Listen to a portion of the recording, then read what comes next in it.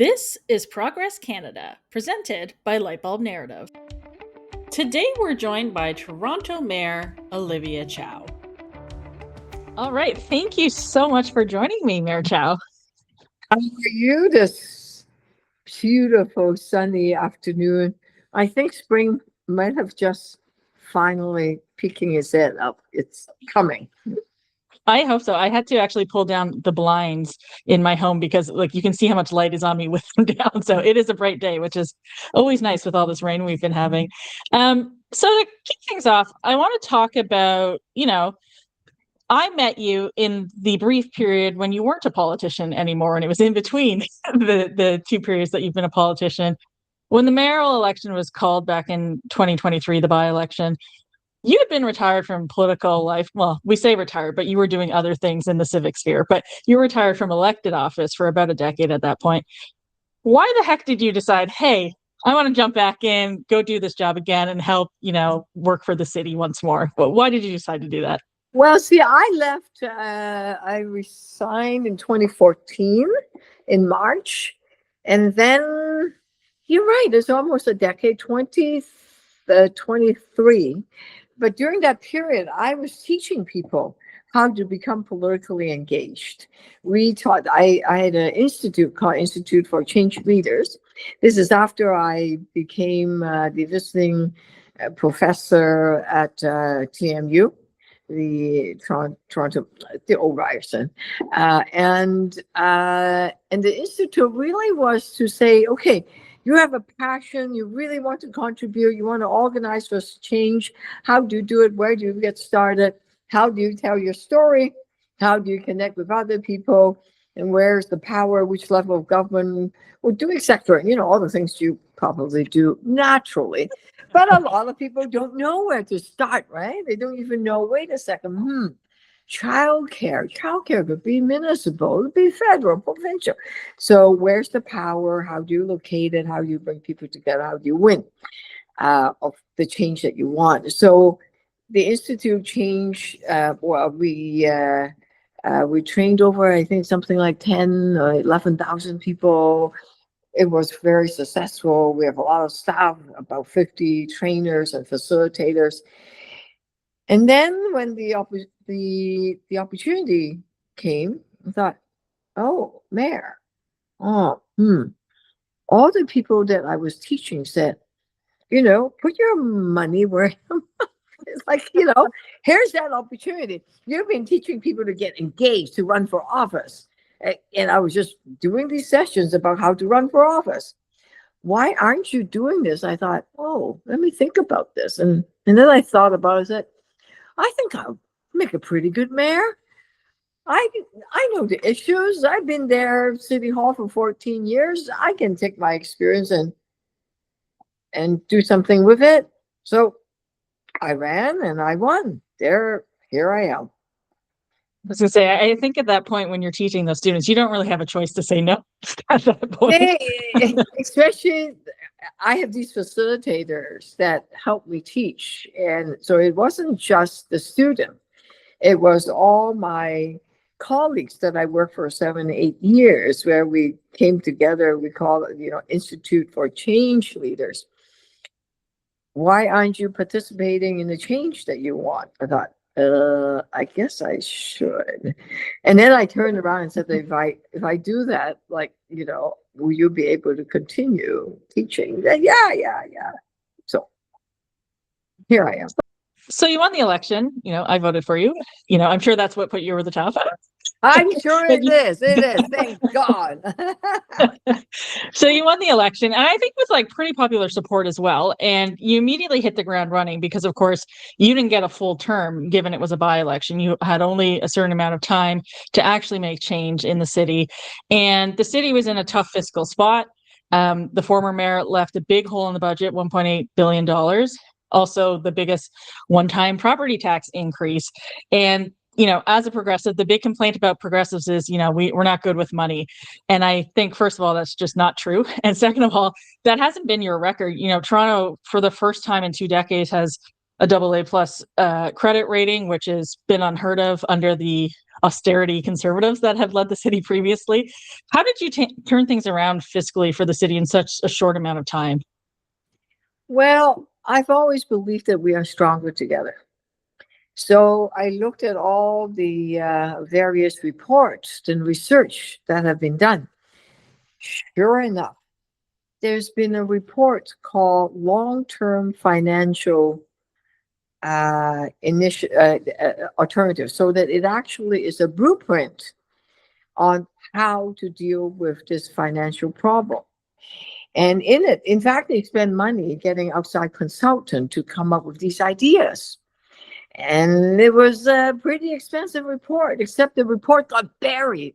So all I did, As most of these expensive reports do, right? exactly, like, you spend the money, pay the consultant, for God's sake, do something with it, So I just went, okay, let me just dust this off, pull it off the shelf. Now, I got elected end of June, and July was, I got sworn in. I said, I can't wait till September, because with this deficit going on, I need to immediately deal with it. So I called a special council meeting, dragged all the councillors there on holiday in August. I think they were not happy. I said, $1.8 billion, billions. We have to deal with this. So there were some top recommendations. The vacant home tax, like, when speculators leave their units of housing empty in the middle of a housing crisis, we're gonna make them pay more. Well, 3%. That became $100 million. These are speculators. They're not ordinary folks, right? And then we thought, anyone that is buying houses that are like 3 million, 5 million, 10 million, 20 million, they can afford to pay a bit more, because they are only 2% of everyone that is buying. So the other 98% of home buyers won't be touched. I think I'm going to go after this 2%, and bang, that we also got some money. So after all that, I am still short. We got some money. That's good, because that's ongoing. And then I thought, what's the things that's dragging us down? Oh my God, the Gardner and the DVP. So I thought, who has the power to do that? Doug Ford. Doug Ford happened to call me during the election. You may remember. Called Mayor Chow or the candidate Chow an unmitigated disaster. I do recall that.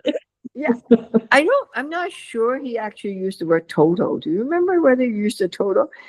I'm not sure, and I couldn't remember if communist worked its way into there, but alas, you have worked on that relationship. So I said, I don't care what kind of disastrous thing. If you don't upload, if you don't take back these two highways, it would be disastrous, because we can't do it, and your city is going to fall apart. So we did some negotiation, and that actually, oh, you know what? I just had some news. I pulled out some report here, and we got 1.2 ongoing billion operating support, and 3 billion in capital support, which is why our credit rating went up by to AAA plus, right? First time in 23 years, because of the upload. And there were other things like transit safety, housing and homelessness, and critical infrastructure. So, but the key thing was that uploading the Gardner and DVP got us a substantial amount of capital and operating relief. Well, and in your time in working on behalf of the city, both in elected and non-elected capacities, you were around when these downloads happened in the first place, so you know the impact of them and what was possible before all that. I want to talk about the fiscal reality of the city in general, because municipalities in this country, they simply don't have the tax levers that the provincial governments or the federal government have, and yet they're responsible for so many of the services that people rely on. And you talked about uploading, which was like a really key part of helping to reset that relationship a little bit. But do you think it's time for a new fiscal deal for municipalities. I also think, we're in a specifically opportune time where you're somebody who's willing to work with people of all stripes. The premier seems to be willing to do the same. The prime minister seems very much of that persuasion too. Is this the special moment that something like that might happen? Yes, the stars are aligning. And the alignment, speaking about space, yes, the stars are aligning. And which is why we were able to get funding for the 55 subway cars. The city had been asking for it for 6 years. We're landing it, right? So we got that. I think that was $2 billion. Recently, the waterfront LRT, right? In order to build and unlock all thousands and thousands of units of housing, we need to build good rapid transit. And that's being unlocked. And that's 2 billion, one from each federal and provincial plus our 1 billion, which means that they will actually have rapid transit, right? If not, everybody's going to get stuck on Lakeshore, on Gardner, on Queen's Quay. It's just like, and then the building housing, funding to build housing. All of that is, the $8 billion announcement, but all of that really is just piecemeal, piece here, piece there. Yes, we absolutely need to look at the entire fiscal framework because Toronto being the biggest city in Canada, we're the economic engine. We really shouldn't be out begging every time. I will beg, but I'm pretty good at it. We're landing these dollars, right? It's partnership. It's great, but rather than one off, wouldn't it be much nicer if there's predictable financing that grows with the economy, right? That's a longer conversation, but in the meantime, let us continue. If it's project by project, next on my list is the Scarborough East LRT. That's been on the books for years during the Pan Am Games. That's a long time ago, because people that live in Scarborough is really hard. Buses can only take you so far. Yes, there's a Scarborough subway, but it takes quite a while to build.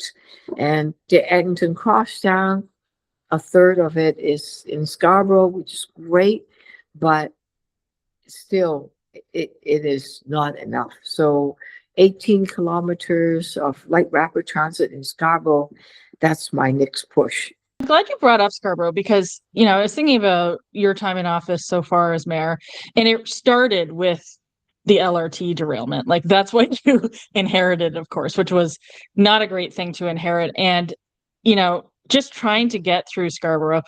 I'm a big fan of the Toronto Zoo. Trying to get over there on transit is a nightmare, of course. And I think, it's an area of the city that is really underserved. And part of that is because of just like the disagreements that have happened for years and years and years about what kind of transportation it should be, how long it should go, where it should stop, all those kinds of things.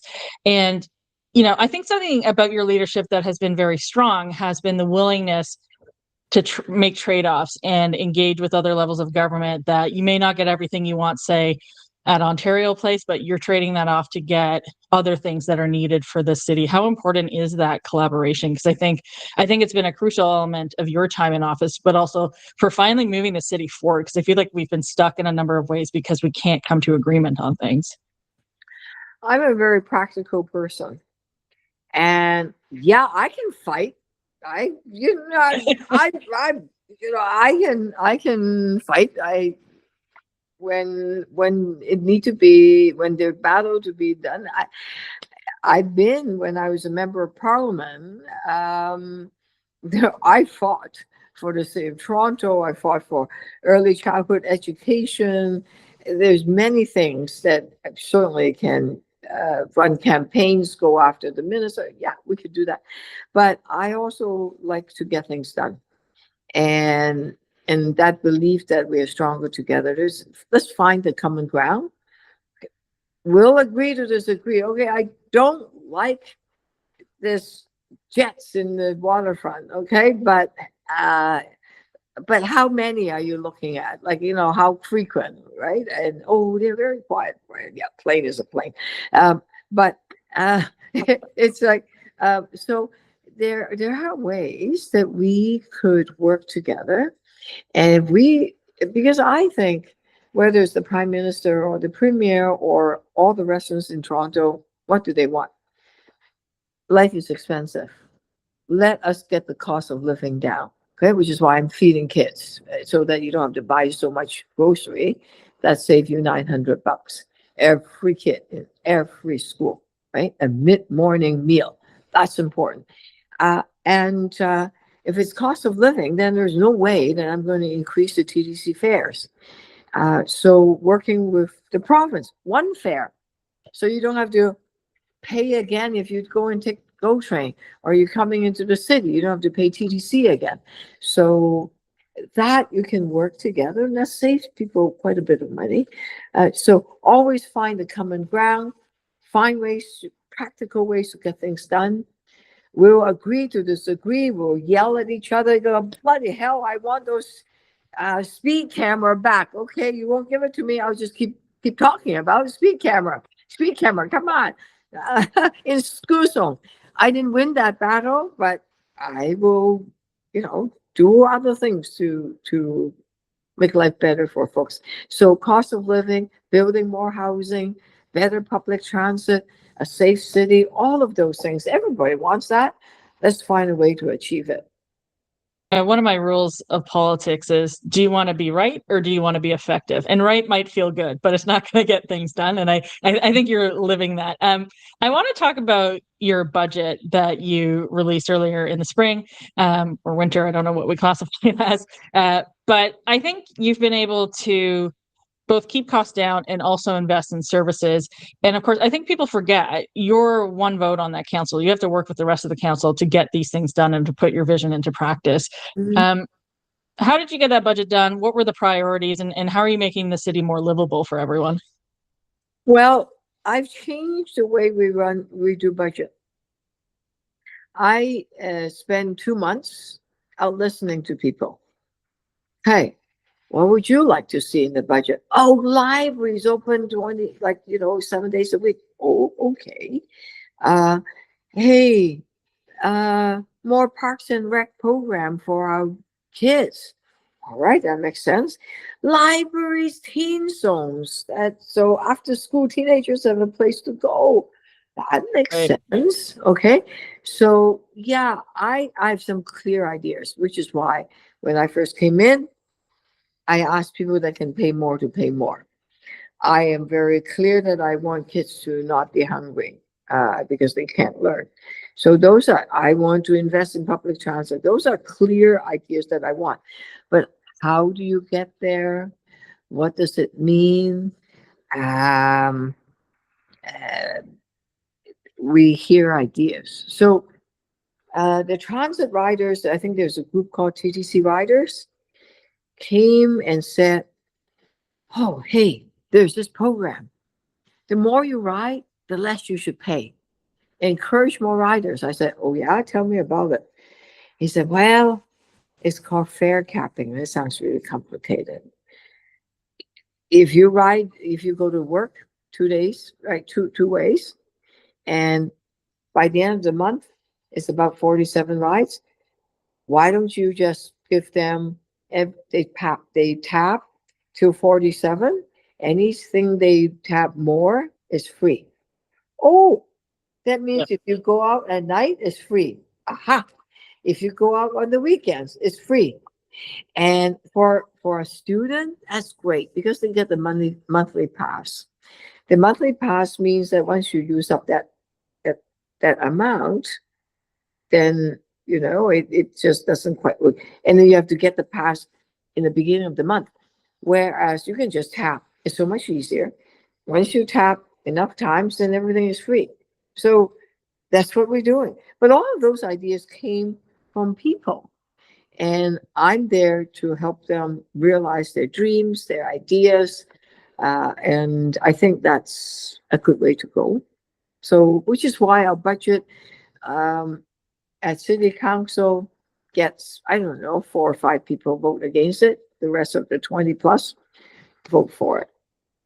Well, the thing I like the most about fair capping, is that when you think about the people who are using services and you think about the cost of everything, it's much easier to spend as you go and then get a bonus afterwards than pay for a giant fare right off the top and then, have to struggle to afford things going forward. Like that is a big cost at the start of your month when maybe say your rent's coming out as well on the same day and all of these things at once. So it is a huge help. And I think it's going to be really, really good for those people who are going into work every day, or maybe even going to other places throughout the week, that it does start to add up and can help them out. And, there's the knock-on effect. Like we always make arguments, we can't do social spending because it doesn't help the economy. Well, what do you think happens when all these people are suddenly taking more rides across the city and going to more places in addition to work, right? Suddenly there's an economic benefit there as well. Yeah. So, people don't like when you say something pays for itself, but it kind of does through the economy. It does. Yeah, it does, because you're going shopping, right? You don't have to think, I have to pay more. And it means you can go to more places. It breaks out from that loneliness. And I know there are folks that just can't afford to go out sometimes. By the end of the month, they're so tight. So then, because by the last week, probably all the rides will be free.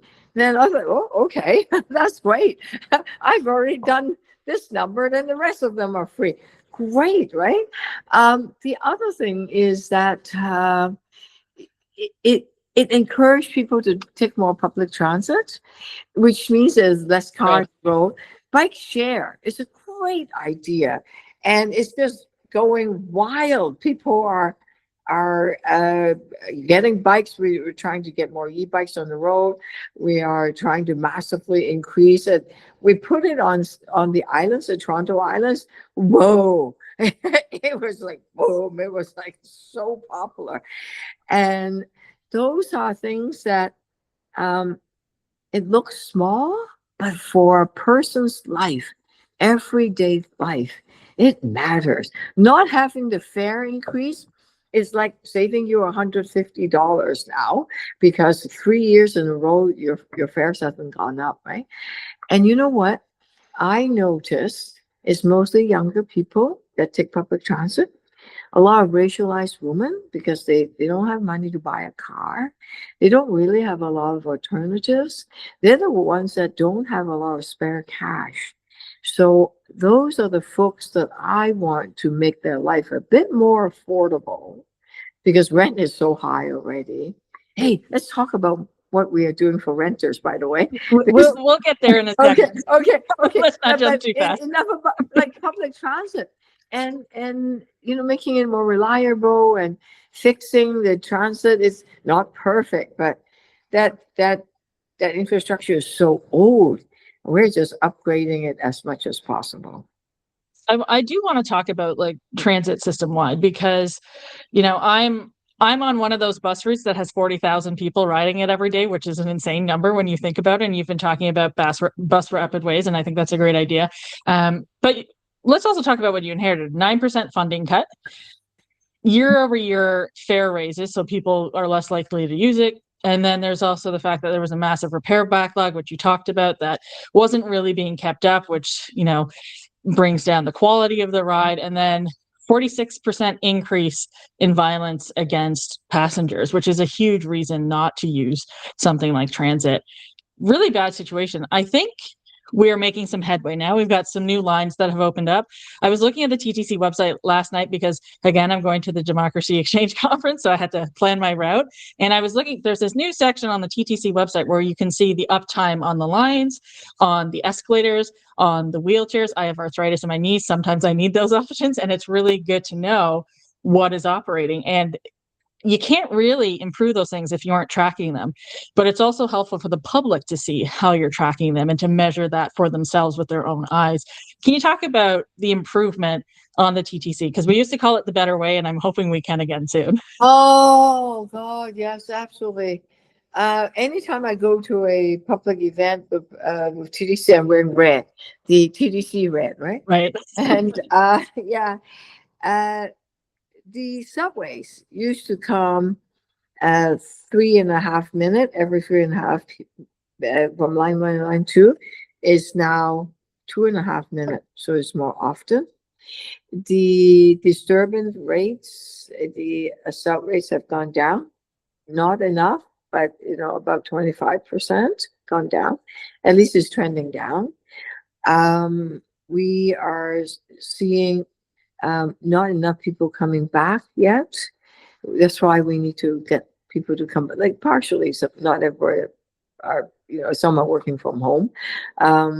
And the economy is, it's a big problematic. And there's international students are not, because of the cap, it's not as many international students. So the population hasn't grown as much as say last year. So, but in general, uh, the bunching is less. We now on Dufferin and Bathurst have the right, which is so much faster now for the buses. The Finch line, remember, it was slow. The LRT and then the crosstown, Eglinton crosstown, finally is open.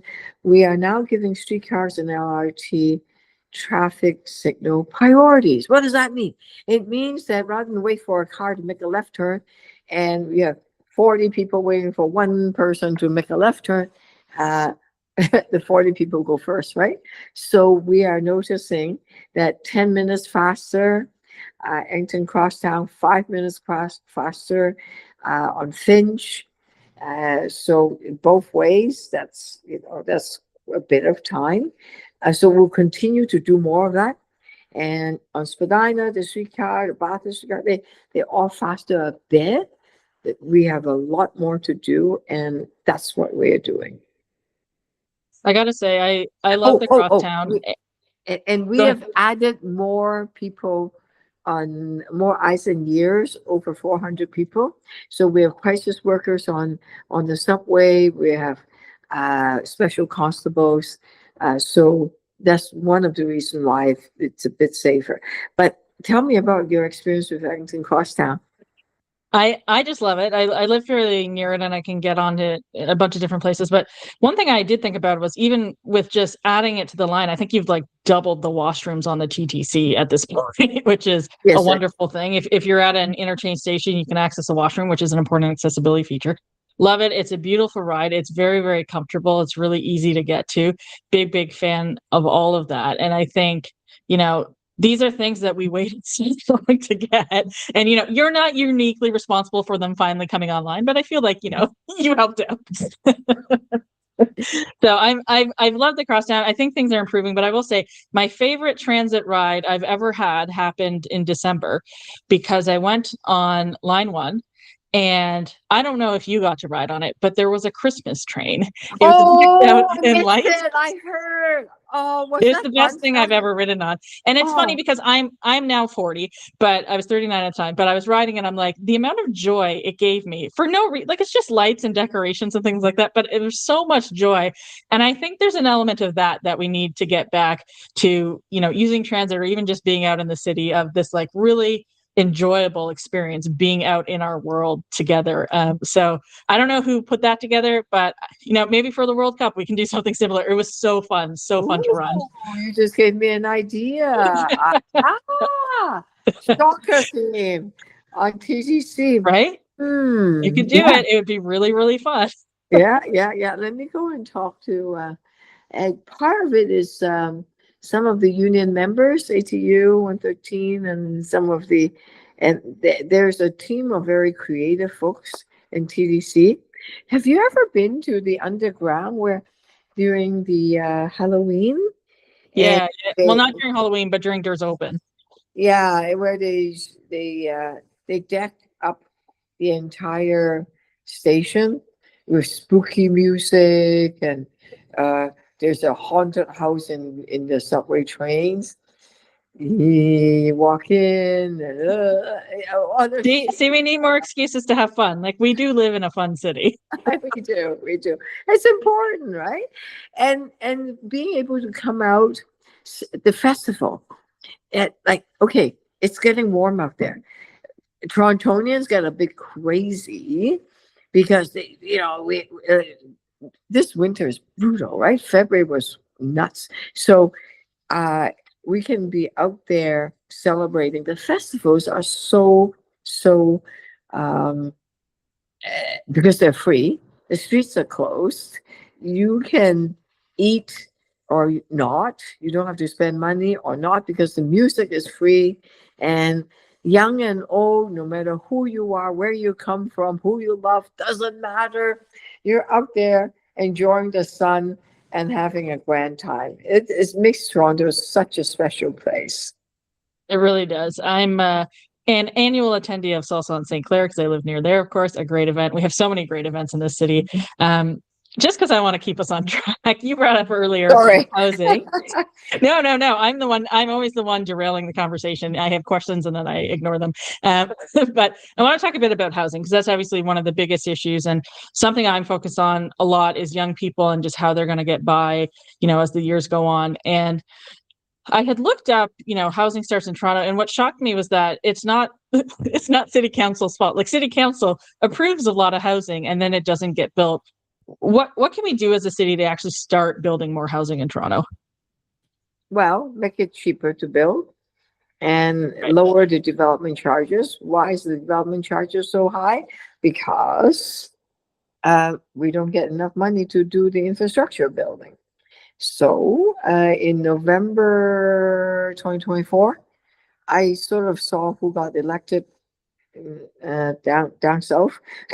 Yep. Our neighbors. Yeah, I thought, our economy could be rocky. So, so I said, why don't we do a pilot to show the provincial and the federal government and show the developers that if we exempt your development charges, it would, even though the interest rate is high, even though it's expensive to build, you can still build. Sure enough, once we make it cheaper to build, everybody jumped in and said, okay. So 7 out of the 10 cranes in the city of Toronto, they're up there, they're building it because the city have given financial incentives for the builders to build. And I said, since we're doing that, especially if you're on City of Toronto land, I need 20% affordable homes. Why not? So, okay. So as a result, 1 out of 5 units are affordable, which is great. Not just more supply, but that you should be able to live in a city where you work, right? Close by. So that's what we do. All of that is important. And finally, of course, we've used $1.2 billion to do all this housing. So if you know folks that wants to turn their homes into, let's say it's 3-story, single family home, if they want to make 4 units, go for it. A granny suite, go for it. We will not charge you development charges and all of these charges. We just completely waive them, and you can just build. And the federal government and the provincial government saw that, and they said, okay, all right, we want to jump on board. I said, all right. So recently you saw the big announcement with Prime Minister Carney, Premier Ford. I think I was wearing yellow because I was being very hopeful. And I said, okay, let's do this. So that's the $8 billion in Ontario announcement, which is great. There you go. There's those trailblazing ideas. I want to talk about rent. Rent obviously is something that I care a lot about. When I was at the Ministry of Housing, we brought in province-wide rent control. I'm very concerned about people being priced out of the communities that they live and work in. And I don't think our economy as a city can handle a lot of people who are living in rental leaving the city. In the time that you left office and in the time that I left office, rents, so it's not our fault, rents have doubled in that time. What are you doing to help renters deal with rising costs, and how are we going to solve this problem? One of these days, we're going to fix rent control. Okay, it's not within our control, but by gosh, imagine the rent is real rent control, not anything before 2018. Right. Every building, right? So including newer buildings, because right now There's financial incentive. If I'm a big company, REIT, I'll go and buy the building. And if Yep. half of them are under rent control, I'll just make their life miserable so that I can then, once they leave, I Yep. can pay the rent. That's horrible. It just gives the excuse. So what we did was stop illegal eviction using renovation as an excuse, for example. There's no more renovations because we just shut it down with a bylaw. And then we thought, okay, there are some that are getting illegal rent increase because if you don't know, oh, it's only 2.2% only allowed. Well, all of a sudden you get something, oh, $900 more. Oh my God, right? I've actually talked to a lot of tenants. So we provide legal support. Hey, if there's one thing everybody needs to remember, 311. Call 311 so that we could check whether your rent increase is legal or not legal. If it is illegal, we will get you connected with the Tenants Association, the Federation. They will organize your building. They will go to court on your behalf. We have lawyers to back you up. And if your place is not getting fixed, right? So the water is just dripping and tapping, and and in winter the heat is not turned on. I think next Sunday and Monday is still going to be very cold. It's -1, Yeah. which means it's cold. If your heat is off, oh my gosh, okay, you need heat. So you keep asking the landlord to fix things, they don't. Call 311. We have rent safe officers to come out and help you out. We doubled the number of rent safe officers, and we've heard examples where months things don't get fixed, and because the city is involved, our inspectors are involved, it gets fixed, right? And if something happened to no, nothing's going to happen to you. The city of Toronto has something called rent bank. We can come in and help you pay the rent arrears as a grant, and it just gets you back up on your feet. So you're no longer in your arrears, you won't get evicted. And we've saved quite a few folks from being evicted. So those are all the things we can do. Remember, if in doubt, call 311. If you are renters, we can, all of these things we can back you up because you're never alone. All of that is important, but then there is another population of people in the city who don't have even the comfort of a home to begin with. And homelessness has been a challenge forever. When I was in government, we were dealing with it. We were trying to end chronic homelessness by last year. Spoiler, did not happen. Obviously, a lot of the policies we had put forward were canceled, like supportive housing and wraparound services like that. But homelessness has increased over the last decade. It is a huge problem now. It's been spilling out into parks and other places, and to the point that the city spent $2 million in the Tory years clearing parks of encampments. Now, perhaps there are better ways to use that money, of course, and it was a black eye for our city in the international press as well. But it's not a problem it's a problem that has simple solutions, but they aren't easy. They take some time, they take money, they take care. What are you doing to address this issue, and how can the province and the federal government help? Because this is clearly a national issue at this point. This is not just specific to Toronto. Mm-hmm. Here's one piece of good news. 4,800 people have moved from shelters to homes. Okay? Permanent homes. Settled. That's a lot of people. So, multi-pronged approach. Rent supplements. So that if they are only a bit short, we will provide that bit so that they can find a home. Shelters, having more support in the shelters so that they could adapt better. We house 9,000 people every night, and we have contracts with like Covenant House, Home First, and many, Good Shepherd, Fred Victor, all the different organizations, right? We have contracts with them, and the city supports them. We are also building supportive housing. And of course, the city of Toronto cannot be the only player. So we've been able to get funding from both the federal and the provincial government, mostly federal, where we build housing. Because we use modular housing, it's quite fast. Some of it a couple of months, we can put up a shelter, a supportive housing. And now supportive housing means there's support wraparound services.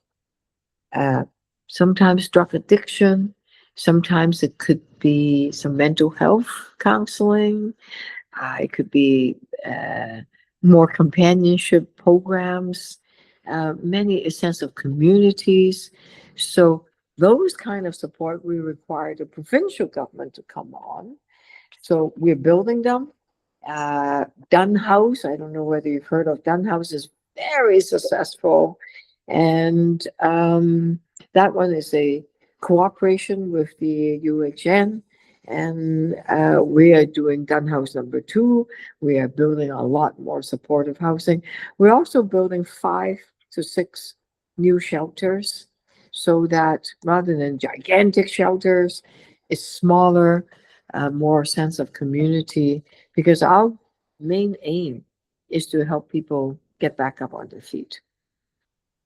It's going to take a while, but it's nice to see the work actually being done, because that's the only way we actually move forward. I do want to talk about public safety, because I know that's go ahead.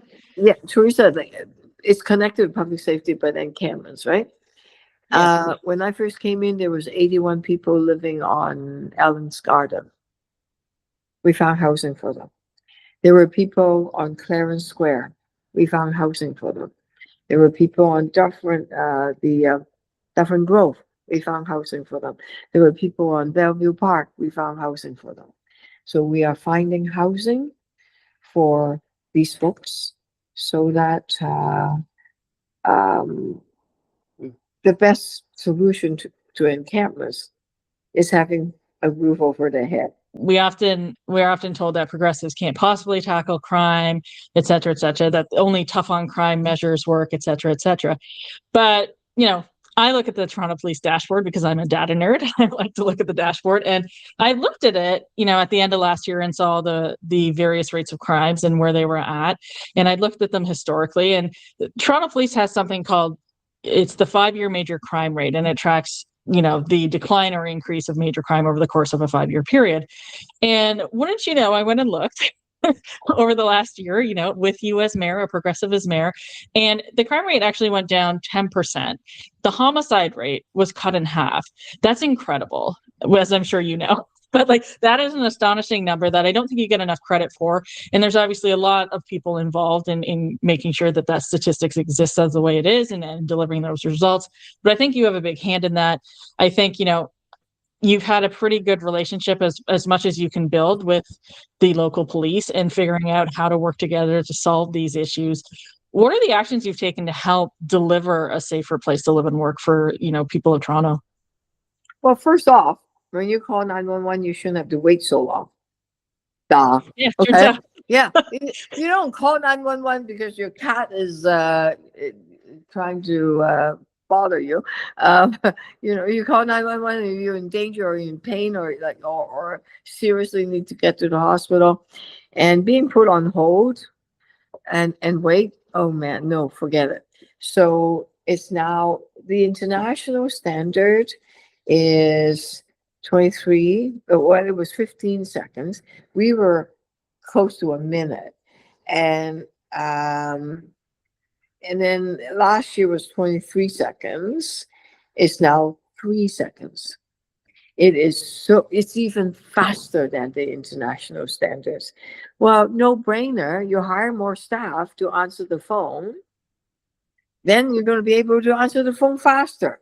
You hire more officers and firefighters and paramedics, and then on top of it, get some crisis workers, because the first call when if they have a mental health breakdown, you don't need police that are not trained to deal with mental health people that have a mental health crisis. You send the right people to the right call. Yeah.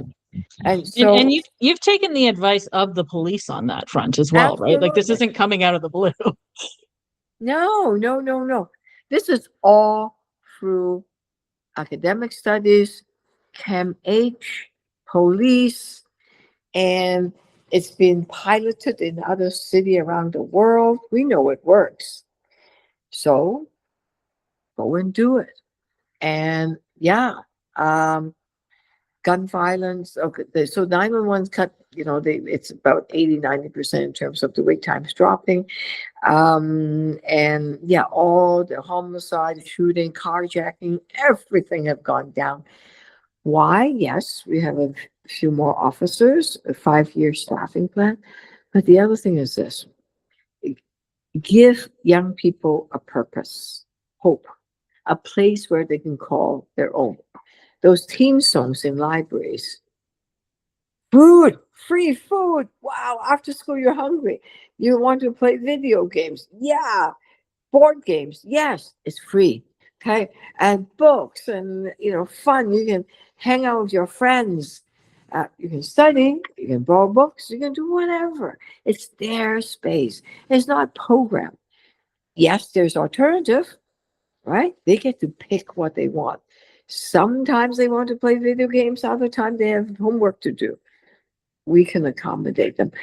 And there's a summer youth safety plan. A lot of it is working with frontline youth workers and role models, mentorship, uh, interruption if something is going down, and how do we de-escalate. And it's working. It's fabulous. And bringing people that have experienced trauma. I want to tell you a story. I went and met with this young man who is part of Scarborough Toward Peace. I asked him, uh, why do you decide to make a difference in other people's lives?